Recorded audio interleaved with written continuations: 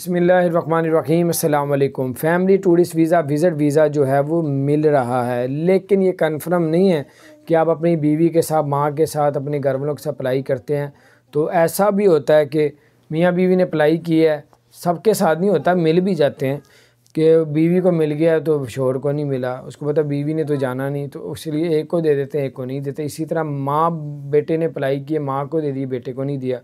तो ये उनको पता है कि यार ये लेके नहीं जाएंगे अपनी वालदा को, बीवी को, ये खुद जाएंगे बाद में सिंगल, तो वहाँ पे जॉब पे जाके ट्राई करेंगे, तो इसलिए बड़े वो तेज़ हो चुके हैं। लेकिन ऐसा नहीं है कि टूरिस्ट वीज़ा विज़िट वीज़ा दिया नहीं जा रहा, तकरीबन 70% लोगों को मिल रहे हैं, 30% ऐसा हो रहा है जो मैं आपको बता रहा हूँ। अपना ख्याल रखें, और अगर आपने हमारे चैनल को सब्सक्राइब नहीं किया ज़रूर सब्सक्राइब कर दें, बेल आइकन प्रेस कर दें ताकि नई सी अपडेट्स आप तक पहुँचती रहे। अल्लाह ताला आप लोगों के लिए आसानियाँ पैदा फरमाए। अस्सलामु अलैकुम रहमतुल्लाहि व बरकातहू।